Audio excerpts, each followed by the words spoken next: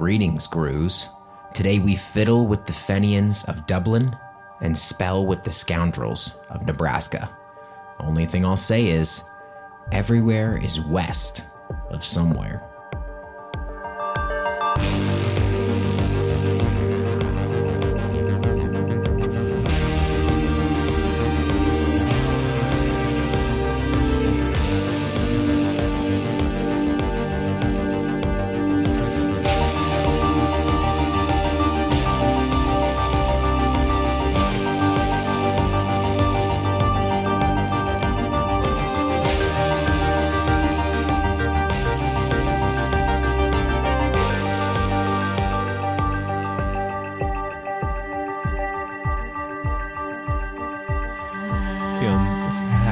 Feeling silly goofy this evening?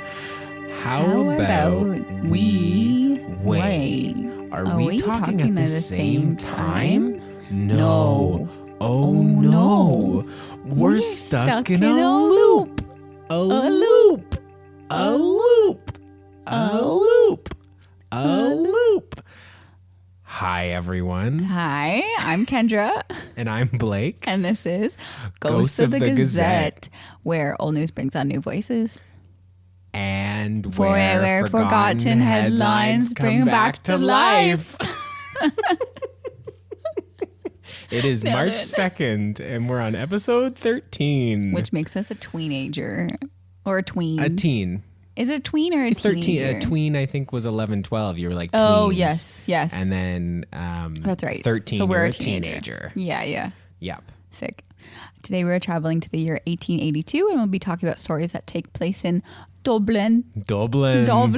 And Nebraska. So sick. We got some accents coming for you. Oh, yeah. And Kendra has been working on her accent. I wish. I'm sorry. I should have, actually. It's going to be bad. I can't wait. We also have some extras coming for you at the end of this episode. We do. We got some crazy ones today. Always good extras. If you're here for the extras, why not just stay for the main stories? Yeah, don't skip all the way to the back. Come on. Stay around. Chill with us. I like the 1800s because I find there's like so many funny things because they put everything in the paper. Like any sentences that they think of that they want to throw in there, they just throw it in there. Oh yeah, one of my extra. Yeah, even if it's like 10 words. Yeah, it's great. Long. They're like, this is what we're looking for. Yeah. And you're fun. like, oh well, okay. Okay, cool. It's really interesting. The papers are really fun to read. It is fun. It's a lot more fun. I mean, a lot of them are scanned really horribly, so it can be a bit challenging. But I actually really, really like it. I like the 1800s. We just stay in the 1800s. I mean, this is a podcast. We can do whatever we want. Podcast. We can do whatever we want. Yeah. Well, I think next week we're going to like 1980 or something. But we'll be back. Oh, we'll be back. We'll be back to the 1800s. We'll be back to the 1800s because we have there's papers that we can potentially find that go back to like the 1850s or so. That might be a bit of a stretch. They go back further. Crazy on the archive that we use. Yeah. But that's probably where it gets to be a little bit. That's tough. That's a tough one because not all of them are scanned. So maybe you'll find no follow up on any of your stories. Maybe we'll have to go to real library or Google. I thought you were going to say Google. Ew, Google. Disgusting. Gross Google. No, library. Stinky. Dusty. Books. Books are scary. Ghosts. Ghosts. There's ghosts in libraries. In the Gazettes? That is true, yes. All right, Kendra, you want to start us off today? All right, I'll start us off. I found this story in the Daily Bristol Times and Mirror, a British paper. Baked beans, biscuits, and tea. That's as good as I get. Baked beans, biscuits, I'm thinking that I'm eating some baked beans, biscuits, and tea. Pretty good. It takes us to a story right in the middle of Dublin, and the headline reads, "The Murder of a Fenian Informer." Dun, dun, dun. As a side note, it is wild how many murders there were back then. People be dying. People were dying. People were just walking down the street, they just get shot. People be killing, people be dying. I mean, it's still happening, but it feels like it was a lot. Well, yeah, I mean, then. I think we are technically living in the time that has the least amount of murder, technically. right now. Yes, yes, technically. right now, yes, we are. I think so, right? Yes. I mean, we have more people.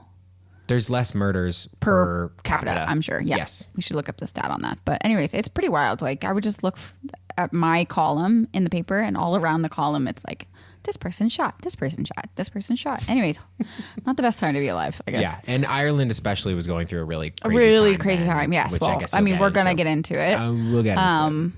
Although it would be cool to be like an Irish folk. They've got cool culture in general. Yeah, like I really love Lucky Charms. You're not cultured at all. You don't even know. Anyways, it is Saturday night, February 25th, 1882, around 10:30 p.m. in Dublin, Ireland, in a back alley called Skipper's Alley. Skipper's Alley. Skipper's Alley. Skipper's Alley was a long thoroughfare with a small courtyard joining Cook Street and Merchant's Quay, which is like a main street that runs along the river. Okay. They have like a river going through Dublin. Yes, they do. Yep. I'll put some photos and a map on Instagram of Skipper's Alley. And as another side note, there's a band from Dublin called Skipper's Alley, which, shocker, is named after Skipper's Alley. Very fun. Very Crazy. fun fact. They are a 7-piece traditional Irish band, and they look cool and sound really cool, really good. So we should all go listen to them after this. Not sponsored. I thought it was really like a fun. So sponsored. But it kind of got me in the Dublin mood because it was like very traditional Irish folk music. Do you want me to add a little bit of Irish folk music? Yeah, I would love it. This part. Okay, go ahead. Keep talking. Okay. Anyways, okay. So we're in Skipper's Alley. Skipper's Alley. Don't forget that. I can't now. It's a dark alley, and it's raining outside. But the main streets themselves are still lively, and as a constable is passing by the entrance to the lane, Skipper's Alley, a man calls his attention into the alley. The Skipper's Alley. Into Skipper's Alley. It's a local chairmaker. He motions to the constable that someone is passed out drunk in the alleyway. He finds the man only a few feet from the main street on the other end, lying on his face while getting drenched by the rain, and who appeared unconscious. Believing the man was helplessly drunk, he arranged to get help from the other officers nearby, and they put him in a car. And when they say car in these papers, like horse-drawn omnibuses, which are just like big, large carriages that hold a bunch of people. Cool. Which are kind of cool. They drove quickly over to Jervis Street Hospital, which is only about a 4-minute ride across the river, where he was pronounced dead. And that is when they found 2 bullet holes in the man's head. One bullet passed right under the right ear and out near the nose, and another entered the left jawbone and down into his spinal cord, causing like instant death, basically. So now the hunt was on to figure out first who the guy was. The man was about 5 feet 6 inches tall, although some papers also said 5'10". They couldn't get it right. You have to get it right. You have to. Yeah, you have to get it right. Have to get it right. He had a powerful physique and with regular features, with a thick, curling, light brown mustache covering his mouth. And a general military appearance, they said. So they're ruling out a leprechaun. Yeah. He was also wearing comfortable and respectfully dark-colored clothes with wool socks. And around the neck hung a crucifix and some medals. So definitely not a leprechaun. Yes, definitely not. We can rule that out for sure. He looked like every other dude probably on the street. Looked like every other dude, but he had some dark colored clothes, and it seems like he was a little well off. I don't know. Maybe he had some. You said military appearance. Military appearance. They said for some reason. Okay. Yeah, very interesting. It goes nowhere. In one hand, he grasped a florin and a shilling, and in the other hand, a piece of tobacco. One of the policemen present at the hospital looked at him and said that the dead man was very much like a man named Henry Bailey, the person who had given information on a recent arms seizure. Oh, yeah. I mean, like, hey, this guy kind of looks exactly like an informant. Guy that just talked to us. On searching the man's pockets, police found some letters and a book that confirmed this belief. This was Henry Bailey. Henry Bailey. AKA Robert Bailey, AKA James Bailey, AKA Bernard Bailey, because they had a million different names for him, but I am going to go with Henry because that seemed to be like the consensus majority. number one Yeah, name. basically, but it was really annoying.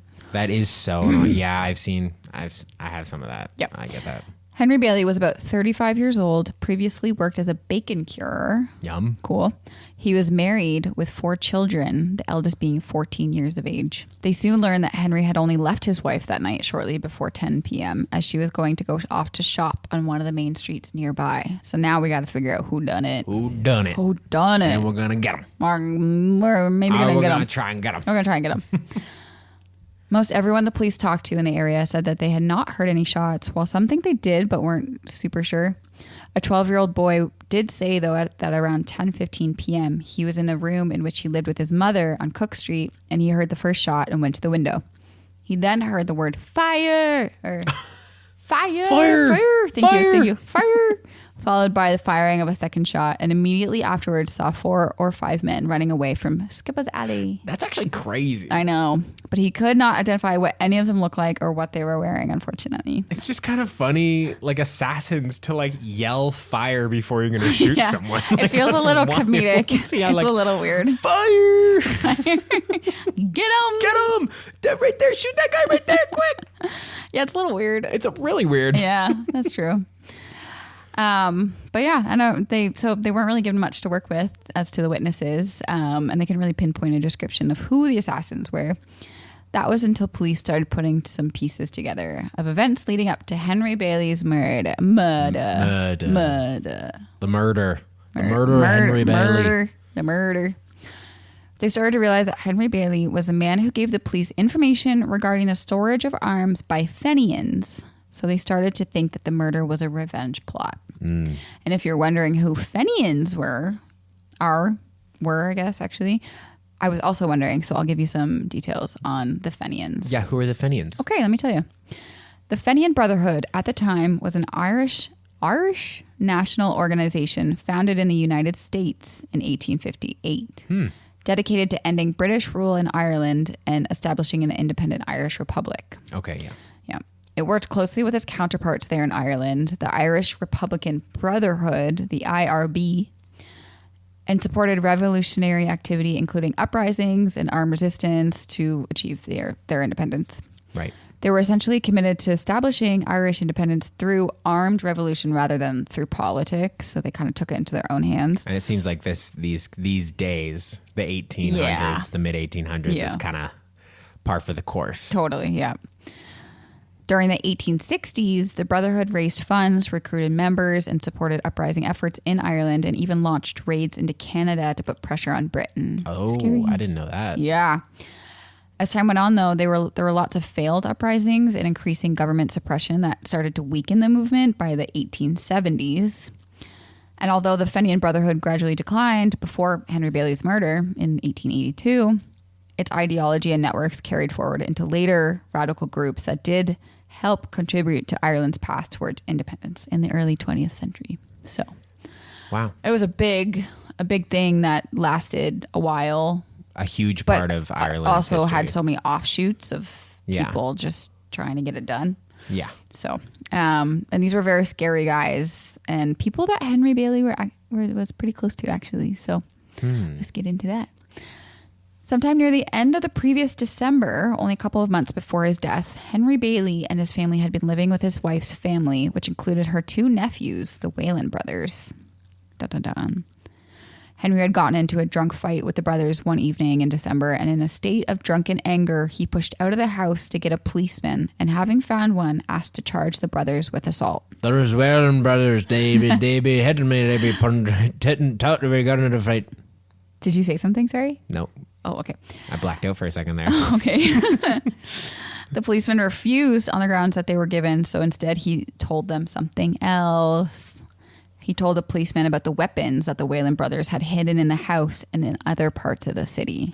Oh, man. Wait, you can just do that? You can be like, officer, arrest those guys. They beat me up. And he can be like, no. That's okay. Like, well, I can tell you something else. I got a little information on those Whalen brothers. He was mad at them, clearly. He was like, I'm going to take you down. Yeah. You're going downtown. I'm going to get you. I'm going to get you. I'm going to get you. So the policeman took Henry to the station to make a formal case against the brothers.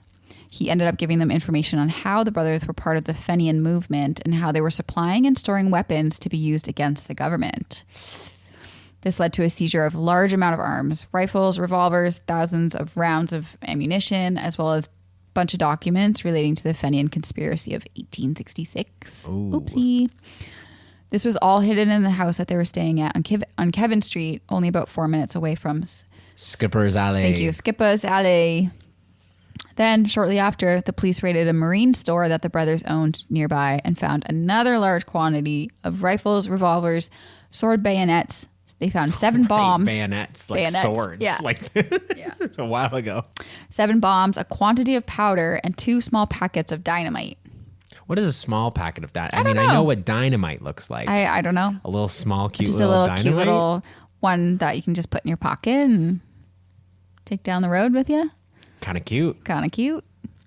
The Whalen brothers and another man named Ryan were arrested and charged with conspiracy and possession of the weapons for the purpose of illegally distributing them against the Fenian groups in the city.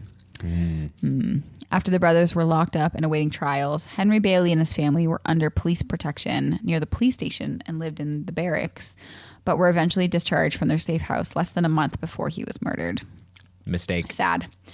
After they left the safe house, they were forced to stay at a tenement house, which is like a low-income, large, multi-family hostel apartment, sort of, where they kind of share bathrooms. That word sounds familiar to me. Tenement house, yeah. Tenement house, yeah. Me too. I had to look it up, but it did sound familiar to me too. This place was only a few blocks away from where they lived with the Whalen brothers. However, Henry Bailey was struggling now to find employment and pay for the housing, so they moved out of the tenement house and sought refuge in the South Dublin workhouse. Oh. Which they, especially in Ireland, they had a bunch of workhouses because there was a huge famine going on. Right, yes. And basically... When was So this was after like the potato famine, but they're obviously still struggling. So they have all these workhouses that was established under an 1838 Irish Poor Law Act. And it was basically a massive overcrowded institution, which separated families and had like kind of prison conditions with a small amount of food, but like it was enough to get by for people, which is really sad. And it became a primary site for famine relief there in Dublin. So yeah, pretty brutal. And he of course did not get the chance to find work before he died. Right. On March 4th, it was reported that an inquest into the murder took place, and it was apparent that there existed the secret Fenian group that was quietly active in the city. I don't think the police knew about this group. This was a big deal. Yeah. Henry's wife told the courts that she had often told him to have nothing to do with the Fenian Society, and that once he betrayed them, he knew he was in danger of being murdered. She also told the courts that Henry was not sufficiently rewarded by the authorities in giving up the men and giving all the information, and that they had struggled a lot. That's so tough. Yeah. Because it's like they were living there. They were living with their brothers. Yeah. He just blew up the place he's living, and then... It's a big oof. Damn. It was said that the police had offered the couple to pay to move their family to London, but that they could not live there any more than they could live in Dublin. And just like Dublin, the city of London would be against them, and her husband would struggle for work there too. Yeah, there was a lot of... Well, because of all the... Irish-British animosity. Yeah. They wanted to be separated from there. So like, hey, we can put you in this place where you're going to be treated where people are not going to and people aren't going to like you. Yeah, absolutely. Does that sound okay? Is that okay? At least if you stay in Dublin, you're at home and you would have potential prospects for stuff. But like shipping them off to London, like that seems so random. Hey, we can put you in London. Put you in London. Like, put him somewhere else. It's also at this inquest, a new man enters the story, a man named William Brophy. Enter William Brophy, a local carpenter. And lately, Brophy had been giving Henry Bailey small amounts of money to get by, and it was Brophy who he went to go meet on the night he got shot. Good guy, Brophy. Maybe. Brophy appeared at the court inquest and stated that he had not kept his promise to meet with Bailey as he had gotten too drunk beforehand. Flake. Interesting. However, the courts must have not believed him because after the inquest, the following men were arrested: William Brophy, Robert Woodward, John Denny, Andrew Cullen, James Mullet, and John Brady. Oh my gosh. You're so Irish. James Mullet. James Mullet. That's a fun one to say. You don't have to remember any of those names. Okay. Just William Brophy. Brophy being charged on suspicion of being the principal in the murder. Ooh. The other 5 men were arrested and charged on suspicion of being accessories to the murder. So they're the little ones that yelled fire and skittered away. Get him, boss. Get him, boss. However, come September, 7 or so months later, all 6 suspects were released under an act that required them to be released unless there was enough evidence against them to charge them. Well, that kind of sounds like a good act. It does sound like a good act, but also it's kind of. But you should. It has its pros and cons. Yeah, you should have your. You should have your shit together. You should be able to prove that people are guilty of the crimes they commit, even if it's like obvious. Yeah. And at this point, I couldn't find any follow-ups to see if any of them were later personally charged again for this murder. However, I did a little bit of a deeper dive on the Fenian groups around this time in this exact area. Cool. Just like the Whalen brothers and those that worked with them, they were part of the group called the Irish National Invincibles. So that was this new group. That's a very cool name. Yeah, the Invincibles. Like a secret radical militant splinter group associated with the Fenian movement that was active during 1881 and 1883. So very like 2-3 years there. Right. They operated with a high degree of independence and were specifically organized to carry out political assassinations. Whoa. Later on May 6th of 1882, that same year, they plotted and carried out what was later called the Phoenix Park Murders, which was the assassination that involved the stabbing of British Chief Secretary of Ireland, Lord Frederick Cavendish, and his undersecretary, Thomas Henry Burke. Burke. Sounds so bro. Burke. Thomas Henry Burke. Tom Burke. Tom Burke. The chief secretary had arrived in Dublin only that day and was walking in the city's Phoenix Park in the evening when ambushed by members of the Nationalist Secret Society, the Invincibles. The Phoenix Park murders became one of the most infamous political assassinations in the 19th century history in Dublin, with lots of major consequences, including leading to the arrests, trials, and executions of several Invincible members. Crazy. And then once all of them were questioned, it became clear that they had an idea of who was involved in a number of Fenian informer murders as well, which would have included our buddy Henry Bailey. I was able to find a research paper on Dublin Fenianism, which said, however, the severity with which the Fenians dealt with their own should not be underestimated. One informer's account of the murder of Bailey suggests the actions of a vigilance committee, an IRB disciplinary body. They appeared to have been among the most nasty and dangerous of the Dublin Fenian groups and were not so nice to those who felt did them wrong. And as a side note, this has also been the second murder that committed in the vicinity of Skipper's Alley,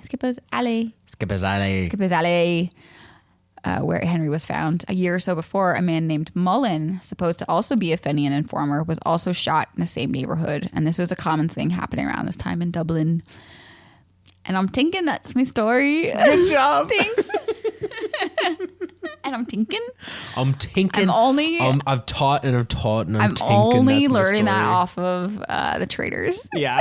Moira. I'm thinking. I'm thinking. Oh, I'm thinking. Tinkin harder, hardly tinkin. Yeah. Wow, that's an interesting story. And I like that you kind of found a pseudo solve to the murder. Yeah, totally. Like it doesn't seem like it was. I don't think they honestly court, ever linked it truly tried them again after the Phoenix Park murders because they were like, these guys are all bad. We're just going to. There wasn't enough to go on. Someone yelled, fire! And fire! It's a crazy murder to yell, fire! I know. Assassination attempt. Do you think when they went to stab Tom Burke, they went, stab! Stop! Honestly, can't rule it out. Can't rule it out. Stop! I'm thinking. That's a pretty good story. Pretty good story. All right, your turn. Okay, so for today's story, I'm going to the Old West. Nice. I'm going to the Old West. This is a fun episode, guys. I'm having fun. The Old West. Yeah, me too. I'm talking desperados. I'm talking outlaws. I'm talking varmints. I'm talking rootin' tootin' cowboys. The best. Oh my gosh, I'm so excited. I found today's story in the Warren Centennial, a paper out of Warren, Illinois. That sounds cool. Yep. The headline reads, Desperado captured. That also sounds cool. I know. It's so sick. It's so sick. But our story does not plague taste. Plague taste there. Our story does not plague taste in Warren. Nice. Tinkin. Our story takes place around Lincoln, Nebraska. Specifically, their neighbor town of Waverly. Place. So not the Old West, but technically Midwest. It's the Old West. The Old Midwest. It's all the Old West. It's West. It's still West. It's still West. It's still west of here. Still west of here. Hey. Everywhere is west of somewhere. I guess so. Go on. Waverly, a town established only about 10 years earlier in 18... No. Okay, go on. I'm setting the tone. Waverly, a town established only about 10 years earlier in 1870, was primarily an agriculture community that would provide goods to Lincoln. The town had a hotel, a blacksmith shop, a general store, as well as a couple of mills. The place was bumping. I'm thinking it's bumping. Geographically, Waverly was also situated in the Salt Creek Valley, which was key to its development and attracted a lot of people into town. This was an upside for business, but could be a downside to the residents, as it had a lot of desperados running in and out of town. Okay, what's the Salt Creek Valley? So the Salt Creek Valley was this large valley with a river that ran through town. A creek in the valley? It's a creek that ran through the valley. Crazy. But people would float down the river. It was just a good crossing point. It was like lots of goods. Like lots of goods. The mills were situated on the river as well. So it was kind of a good central point for people to come in and out of town. They had a hotel, they had a bar, they had all sort of stuff. Yeah. Enter James Cook, a respectable young man who was engaged in the town's grain and lumber trade. That was pretty much all I could find on him, except that he was the brother of the town's grocer. And Waverly loved their grocer. His name was George. He feeds you. So. They described him as our enterprising grocer, George. Oh, yeah. Okay. I like him so far. So it's the early evening of Sunday, February 19th, and James Cook is spending his time drinking at the local watering hole, a bar attached to the town's hotel. As he drank, he heard two men arguing over how to spell the word peddler. Hilarious. James Cook, being the ambitious young man that he was, leaned into their conversation and corrected the man spelling it incorrectly. Peddler. The man dramatically turned around. Enter Raven. Oh. Desperado and shady character. Raven. His name's Raven. That's cool. I know. Go on. Okay, and by some accounts, Raven had maybe a mustache. He looked kind of classic. Of course, Raven picture had a Raven mustache. and a cowboy. Desperado. That's Raven. Him. Yeah. So then he calls James, and this is a quote from the newspaper: dash dash dash dash dash dash dash dash dash dash dash dash dash dash dash and a liar. Stop. Yeah, they censored Why did they it. even? It was literally spelled out in dashes in the paper. I think it was son of a bitch. Oh, okay. Yeah. Okay, that makes sense. Yeah. You son of a bitch and a liar. Hilarious. So they still wanted you to figure out what it was that he said, but they just put dashes. They just put dashes. They're he called him a pretty bad word. We're not going to publish it in our publication. Oh, hilarious. And James isn't going to stand for being called a son of a bitch and a liar, especially when he was right about the spelling. Yeah. So James slaps Raven across the face. Kind of picture the whole, this is the part in the story, I kind of picture the whole bar going silent and then turning towards this conversation, waiting for what would happen next. What if he was just joking? What if it was just a joke? You're a son of a bitch and a liar, Raven takes out his gun and shoots James in the heart, killing him instantly. Oh, okay, never mind. Yeah. Okay, wow, never mind. The next moments were a blur. There was a scramble inside the bar. People immediately grabbed Raven and held him down. They took James's body to his home and sent an urgent telegram to the Lincoln sheriff, Sheriff Granville Ensign. Whoa, my mind is blown. Yeah, so he slapped the guy across the face. Yes, the guy turns around, shoots him. Yeah. Whoa. Yeah. Okay. So when Sheriff Ensign arrived, he didn't have to look too long for an angry mob. And then here's a quote from the newspaper. He found a large crowd gathered around the hotel where a few determined men were guarding the prisoner. Somebody had procured a rope, and the crowd were preparing to swing Raven from a convenient tree. Oh, yeah. They would be mad. They like this guy. The sheriff asserted his authority, however, and the crowd were induced to allow the prisoner to be taken out without violence. Raven is a tramp painter and has been looked on as a dangerous character. The whole time I was just like, whoa, we got him. We got him. We're going to string him up. This is the guy, Sheriff. Yeah. And so here's where we pop back into my original headline, Desperado Captured. Nice. It's now 3 days later, and Raven has been sitting, stewing, and additionally getting re-identified. They don't know who he is? So I knew his solo Beyonce-esque name was too cool. Oh, okay. Raven, yeah. So his real name is Quin Bohanan. Oh, that's cool too, though. I know, it's still cool. Oh, this guy sucks, but he's got cool names. He was a notorious outlaw, murderer, and former inmate of the Nebraska penitentiary. Oh, wow. He was identified by the warden of the prison as well as several other individuals. Now, the warden being the one to identify him is notable, and I will circle back to that. The warden. Okay, copy. The warden of the Nebraska Penitentiary. Mm-hmm. Now, the tale of Quin Bohanan is an interesting one. And if you'll permit me, I'd like to tell you now. You're too into this. I'm born for this. I'm born for this story. I'm not wearing like I should be wearing a cowboy hat. I like your hat. Thanks. I've had it the whole time. I know. Quin Bohanan, age unknown to me, whose name was once a terror along the Mississippi River, was your classic bandit. Robbed, murdered, just a general degenerate. General degenerate. Yep. General degenerate. You have a cowboy hat on. This is not military now. There's too many things going on. Yeah. A reputation for lawlessness that extended all over the West. That was a quote. Cool. Love it. Yeah. He led a life of a thief and an outlaw, and like most desperate characters, he had a partner in crime. Of course he did. Enter William A. McWaters. Less cool of name. Age unknown. McWaters. Oh, age unknown okay. to me. If you say it like that, age unknown to me.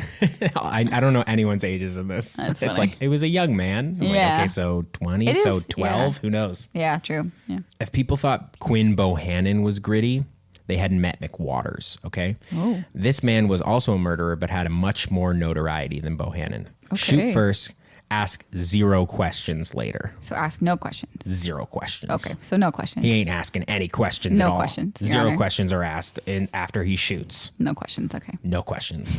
When doing a simple search of his name, this in the state of Nebraska alone, I got many, many hits. Nice.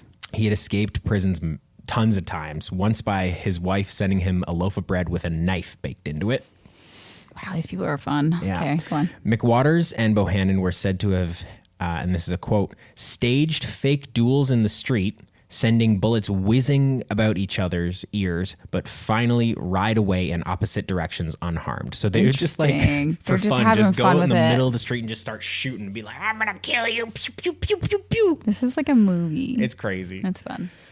Now, I'm not sure when the first time they met, Mm-hmm. but their most notorious incident together deserves some recognition. Can't wait. For a moment, we're going back to January 1875. I'm going to read you the headline that I found. Okay. State prison mutiny. McWaters the leader. Deputy warden overpowered and bound. Guard shot in the knee. Main building and keys in possession of 8 degenerate convicts. Miss Woodhurst and 2 other guards made prisoners. A chain gang thrown out and campfires burning. Governor telegraphs to Omaha for troops. They arrive at midnight. The names of those who want liberty or death. Pardon? Yeah, it was like a bunch of bullet points, basically, of all those different things. That's a lot. It was a big headline. Oh, that's kind of fun. So to sum it up, McWaters and Bohanan were a part of a group of 7 inmates that were able to take over the prison. Bohanan is serving a 4-year sentence for grand larceny and McWaters' 21-year sentence for second-degree murder. Ooh. McWaters overpowered the deputy warden in the workshop, stripped him of his clothes, and disguised himself as the deputy warden. So he even put some dirt to darken his face to make it look like the warden's signature whiskers. Oh, wow. This guy's something, eh? Everyone's something. Everyone's something. It was just the Wild West. It really, truly was the Wild West. Like, you can't emphasize that enough, I guess. McWaters was then able to walk by multiple guards with this disguise and with his group of inmates, which included Quin Bohanan. They managed to break into the prison's armory where they kept the guns and took a guard hostage. McWaters and Bohanan's plan was to change into civilian clothing and make a break for it.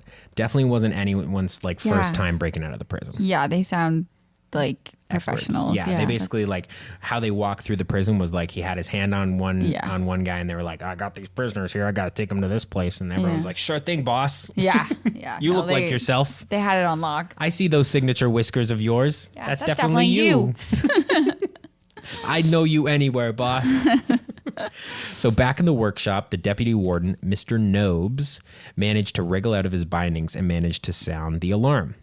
He managed to wriggle out of his bindings and then managed to sound the alarm. Make him a manager. Making him a manager. He's a deputy warden. Make him warden. Make him the warden. He did this just as the men had changed into their new clothes and were on their way out. A guard in the tower recognized them, heard the alarm, and fired warning shots to keep them inside. The inmates went back inside and took hostages, which included the family of the warden, and created a very sticky situation. Oh no, the family. So like just in time, he sounded the alarm. Yeah. Otherwise, they might have gotten out. That's why he's the manager. That's why he's the manager, the deputy manager. Word quickly spread of the incident at the Nebraska pen, and hundreds of armed citizens gathered around the prison. Whoa! Yeah, everyone's really? like, "You ain't getting out of here!" Oh, that's crazy. Yeah. A special train filled with soldiers was also called in from nearby Omaha to control the situation. Yes. The standoff lasted for 3 days. Bunch of soldiers. I am for the podcast listeners. I was saluting like a soldier. Like a soldier. Eventually, the men did give up, realizing they were in no position to make any demands anymore, with hundreds of people surrounding them in the military. And probably for the best, I'd say. A short time after, McWaters was shot in prison by a guard the night before he had planned another escape. So that was in 70. Did McWaters die? McWaters ended up dying in prison. Okay. Not in that instance. Yeah. But he ended up dying trying to get out again, doing what he loved, trying to get out of prison. I was going to say, kind of sad that this character went down, but I mean, he was a murderous and he was probably old. So. Like he got his life, he got filled. He got his. He did fun things. He did things. Yes. He did things that he wanted to do. Yes. Yes. He did whatever he wanted to do. Sounds like it. Yeah. William A. McWaters dead. Yeah. And Bohanan served out the rest of his sentence and then went back to him doing desperado duties, which takes us back to March 1882. Mm-hmm. Desperado captured. Right. Warden Nobes, the former deputy warden at the Nebraska pen that McWaters and Bohanan originally tied up, was the one to identify Raven as Quin Bohanan. That probably felt good, eh? Oh, he was like, this guy? Yeah, this guy stripped me down. Yeah, this guy took my sucks. clothes, and his buddy tried to imitate my signature whiskers. Didn't Ain't work. no one can imitate my signature whiskers like that. Nope. So originally, Raven denied it, but then eventually was like, yeah, it's me. I'm Quin Bohanan. I'm at your service. You got me. After a long wait, Bohanan's trial began in June of 1882. After a short trial, he was found guilty of murder. The Honorable Judge S.B. Pound said to him, "You have been tried and found guilty by the jury of the crime of murder in the second degree in shooting and killing one James Cook. Have you anything to say why a sentence should not be passed upon you?" And from here, Bohanan went into a 6-minute monologue about his life. And I'll read you an excerpt I found in the Ulysses Dispatch, which described what he said. I'm excited. This is kind of funny. He spoke with a broken voice, and the tears ran down his face. It seemed that to all persons in the court, he most truly realized the horror of manslaying and the frightful consequences, which in no wise can the manslayer escape. Surely there was no one within the sound of his voice who did not feel that his is a wrecked life. He said that he had nothing to say for himself, why a sentence should not be passed upon him, but he had much to say in reference to the position in which he was placed. And it kept going on. Oh man. Yeah, it literally described his 6-minute monologue. Oh, yeah. And I feel like it took longer than 6 minutes to read it. Totally. They should have just transcribed it exactly, and it would have taken less time. Yeah, fair. But to sum it up, he felt really bad, and he wished he could trade places with James Cook. He said they were friends at some point, which was weird. How long was he like? Do you know how long he was kind of hanging around? Waverly? I mean, he was in and out. People knew him enough to know that he's a painter. Oh, okay. Like he was a desperate character. They knew he was a desperate character, but they also knew him as the painter. Right. Okay. He babbled uncontrollably. Like for the first time, he realized there were consequences to his outlawish actions. Do you think he was lying though? Do you think he was sort of like just gussying up the jury in the court? Potentially. This is the first time he was actually sentenced to like life in prison. Yeah. He had just been kind of like, he had been a notorious like horse thief as well. He'd gone to prison a couple times for like thievery. So now he's like, but you mean I'm gonna have to now go for the whole time? Yeah. The whole rest of my life I'm gonna have to go to the prison? Yeah. Okay, that's true. So after that, Quin Bohanan, legendary desperado, outlaw, murderer, rotted in the Nebraska penitentiary. Good riddance. Yeah, good riddance. For 5 years. For 5 years. Oh, man. You got me. I did. You got me. For 5 years, and then he escaped. That's basically a life sentence, 5 years. 5 years, yeah, back then. 10 years is like the max you'd ever get. And then he escaped. Oh, wait, no, sorry, he escaped? Yes. Oh, I thought they just let him out. No, he escaped, and I will go into his escape. Oh my gosh, this dude. Okay, so I think he was lying about his I'm sorry. Yeah, like totally. I could trade places with him. Oh, and I guess if I have to go to prison for this horrible crime, I'm so sorry. So it was a regular morning when a guard went down to check Bohanan's cell. He found a dummy in his place filled with clothes. He stated he had to punch it to make sure it wasn't him. Impressive, though, that he had a dummy somehow in his cell. I kind of picture it just being a bunch of clothes under a blanket. Oh, yeah, probably. But he did have to punch it to make sure it wasn't. He's like, oh, this is a dummy. Punch. Fire. Punch! Yeah. If only everyone alerted themselves to what they were going to do before. I wish our daughter did that. Poke eye! That's funny. So alerts were sounded, but it was no use. He was nowhere to be found. I happened upon one paper with a good theory on how it went down, and everyone else basically said, this is a mystery. This is a mystery. No one knows how he did it. But there was one paper that was like, we think this is how he did it. Okay. A fellow inmate had seen a guard by the name of Dick Clock. That's ridiculous. I know. I had to include his name. So yeah, a fellow inmate had seen a guard by the name of Dick Clock aid Bohanan in his escape. He had been seen opening a fire escape in a nearby cell to let Bohanan out. Whoa. Yeah. And that's basically that's the theory. Oh, that's the theory? Yeah. All right, that's a good that theory. Someone let him out. Honestly, probably.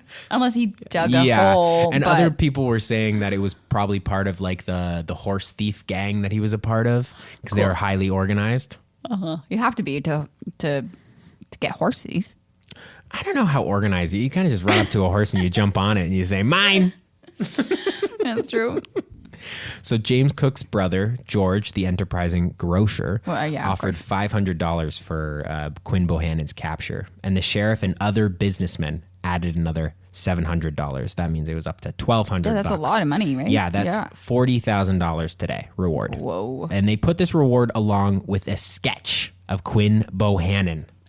What does the guy look like? I'm excited. So I found one paper that said the Omaha World last Sunday printed a very good portrait of a very bad man. That man was Quin Bohanan. So sick because there's no photos of Kendra, anybody. I was so hyped when I read that line. I was like, oh my gosh, there's a sketch of him somewhere. I gotta find a sketch of him. It won't be on Google. It won't be anywhere. Naturally, I went through the archives to find the edition of the Omaha World that had the picture, and I was able to find the sketch. So we're gonna have it on our Instagram. Nice. Okay, good. Yep.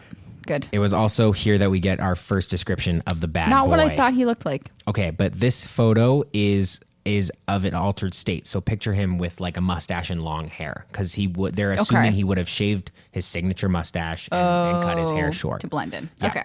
So here's the description we get of this bad boy, this bad baby boy. Okay. 5'9". Not a short king, not a tall king. Straight and rather stout build, short black hair and eyes. Short eyes. Dark complexion, but pale from confinement. Heavy, dark mustache, although this was removed for the sketch. Yeah. Okay. So he was known to have a big old mustache, right. which they're like, he's definitely shaved that. So through the years after this, many things were printed about supposed sightings of Quin Bohanan, but none were confirmed. His name came up in tons of articles, still frequently being mentioned by the sheriffs and regular people alike. He became a legend. Yeah. Because he just disappeared out of nowhere and then no one ever saw him again. Yeah. Yeah. So I found articles that said he popped up in Oklahoma from time to time. And this is a quote here. He is now said to be in Oklahoma, going around with a crowbar and a Bowie knife, wildly insistent that the English language be preserved inviolate, even though the country should go down in blood and ashes. Jeez. This article incorrectly states that Bohanan was the one that was insisting peddler was spelled a certain way and not James Cook, as all the previous articles had indicated. So basically they're saying like he's like loves grammar so much he's killing people that don't spell things the right way. Okay, yeah. So the ironic thing is, at the time there were 2 accepted ways of spelling peddler. No. This is something I went and looked up. I was like, I wonder, because there are 2 ways of spelling peddler. There's the American version, which is Peddler, and then there's a British version, which is Pedlar.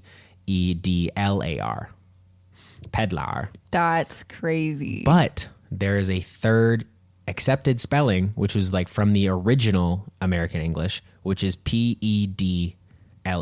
So only 1 D. Okay. So it's just hilarious that years later. It was all over this. Yes, it was all over this, and they were probably both right. Probably. Like I'm guessing they were arguing about if there's 1 D or 2 Ds. And sucks. Technically they were both correct. Yeah. And then James Cook got shot. That's ridiculous. Yeah. Men. Yeah. It's hilarious that years later Quin Bohanan was not known for his bandito ways. He was known as, quote, Nebraska's great grammarian and orthographical expert. Orthographical expert being an expert in spelling. Oh my god. That's what they called him. They called him because it's a joke now. Expert. It's a joke because it's such a ridiculous thing to fight over. And then he went through, and then there was a whole other part of a story that I didn't really get into where his lawyers were like appealing to the Supreme Court for like his life sentence to be appealed and stuff like that. Like how everyone does. Yeah. In 1893, a man came out of the woodwork and told the sheriff of Lincoln that he was a relative of Quin Bohanan and that Quin had been killed in a train wreck in Montana. Must have been a credible source because the sheriff believed him and considered the matter settled. Okay. A man came out of the woodwork. Okay, interesting. Yeah, just a guy. It doesn't really say who the guy was. Said he was a relative of Quin. Is it just because they had like a bounty on his head? He just walked into a police station and was like, by the way, I don't know if this guy, I didn't see anything that this guy got a bounty from. Do you think it was him walking into the office? That's what I love to believe. That's what I also love to believe. I love to believe it's him with a fake nose and whiskers. Maybe he darkened his face, put some whiskers on it. Some whiskers on there. And he was like, that guy's dead. And the sheriff's like, oh, all right. Darn tootin' he is. I'm thinking he's dead. I'm thinking he's dead. So in 1907, there was one funny article that mentioned his name as well. It is said that Bohanan had not been heard from since his breakout. And then this is a quote, except through a spiritualistic medium who said he was living in Alaska and he had made a fortune. We regret to state that the medium could not give Quin's post office address. Darn tootin'. Darn tootin'. You can't give his post office address. So he had like a Dexter type ending where it was like him looking up, looking at the camera, and he's a lumberjack in Alaska now. Oh my gosh. I do like to believe that is how it went. Yeah. Yeah. And that's my story. Wow. That's a crazy darn tootin' story. Appreciate it, ma'am. Wow. Thank you, ma'am. I'm glad this is a fun episode. We got the Wild West. This episode's really fun. I'm loving this Dublin. episode so far. If you're still listening, and I don't know how you're not, share it with a friend because this is a fun episode. This is a good one. I'm Tinkin. I'm Tinkin. It's time for extra. Extra, read all about it. Blake and Kendra got a couple little fun little tidbits they found while researching their stories that they want to share with you. Okay, I'm first. Me first. Okay, so mine's called Sullivan's Challenge. Sullivan published that he will never again fight with bare knuckles, but will fight any man in the world for $5,000. He uses gloves. The other man can use his bare fists. 4 weeks after the articles, if the man is in the country, and 2 months if in Europe. So I'm assuming Sullivan was like a famous person. I don't know. But also it's really funny to think sounds it's like he just needs a money. dude. It's just a dude who's like, I need $5,000. Come fight me. I'm not saying I'm going to fight never people. going to use my knuckles anymore. I'm done gloves. with that. Unless you give me $5,000, and then I'll fight you. We can do this in 4 weeks after this article if you're in the country. But if you're in Europe, it'll take 2 months. But I want my $5,000. I said I was done. But something about those fighting gloves keeps calling me back. Calling me back. I need that $5,000. So for my first one, I've got just a funny headline that I'm not going to get into the story of because it was just kind of like just funny. Okay. And this is in the Omaha Daily Bee. It said, French detectives. Secret police who are really secret who actually do detect. Wait, are you sure they're detectives? Yeah. Well, is that what they do? They're secret police who are really secret and who actually do detect. Doesn't sound secret to me if you're putting it in the newspaper. The article I read through the article who actually do detect. I read through the article and it was just basically about someone who had traveled to France, like an American who had traveled to France and been like, these are good detectives. Our detectives are so bad. They actually do detect. So secret police who are really secret and then who they actually detect. Wow. You never hear about that. Okay, my next thing's style. Unusual provisions in a will. The will of the late Charles Albert Reed of Newton, Massachusetts gives $50,000 to the Treasurer of the United States to be applied to the reduction of the war debt. Mr. Reed left $500 to the attending physician, provided his head, Mr. Reed's head, was severed from his body as he had a great horror of being buried alive. I have a greater horror of my head being chopped off before I'm dead. Before I'm dead. No, thank you. That's crazy. He just gave the doctor extra $500. I don't even know how much that is back, but that's a lot. $500, $20 grand. 20 grand. It's just under 20 grand. Just make sure his head's cut off before he gets Hey, buried. Doc. Just in case. Just please chop it. Chop it off. Don't eat it. I've got an ad for you here. Okay. Syrup of figs. One enjoys both the method and results when syrup of figs is taken. It is pleasant and refreshing to the taste and acts gently yet promptly on the kidneys, liver, and bowels. Cleanses the system eventually. No, sorry, effectually.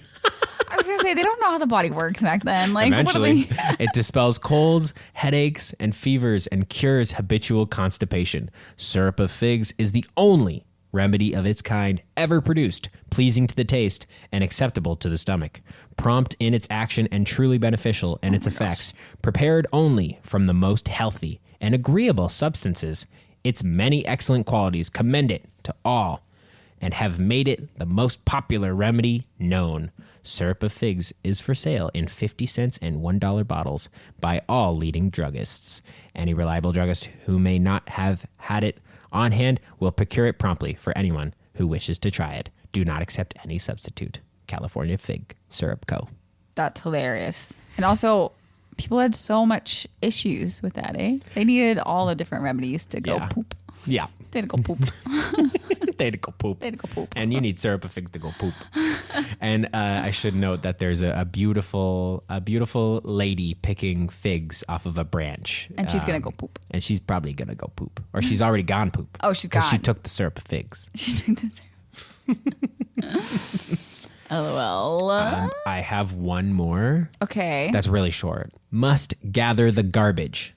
Officer Hinchley is on a warpath in search of Henry Coombs, a garbage collector in the 3rd Ward. It is claimed that Coombs does not collect the filth in the alleys that he should, but leaves it there to rot in the sun to the imminent danger of the health of the inhabitants. People are hilarious. This is where I love the 1800s newspapers. Because, that guy just woke up one morning and was like, I'm annoyed. I'm going to put this in the paper. And the sheriff's looking for him. And the cops are looking for him. Oh, they're looking for him because he's not picking up the trash. You need to pick up this alley's trash. Yeah. You're the trash collector. What are you doing if you're not picking up the trash in that alley? Hilarious. What a good episode. I love this episode. I love this episode. It's my favorite. Now that we're teenagers over here in episode 13. Episode 13, guys, we're hitting our stride. We're not entering our prime at all. No, not at all. But we are hitting a stride. We're finding that only ourselves. A teenager can hit. I think we're fighting ourselves. We've got our braces on. And we're posing for our school pictures. Yeah. And you can find those pictures on Instagram. No. And follow us on Instagram at Gazette. Yes. Where we will be posting all of today's photos and clippings. Good delivery. Thank you. Subscribe to us on YouTube at Ghost of the... Great delivery. You can also follow us and support us on TikTok. For our next episode, we will be jumping forward 100 or so years to 1988, and let us know in the comments. If you're tinkin' hard or hardly tinkin'. You can also email us at ghostsofthegazette@gmail.com. Thank you again for stepping back in time with us, and thank you for listening. Until next time. Bye. I'm thinking.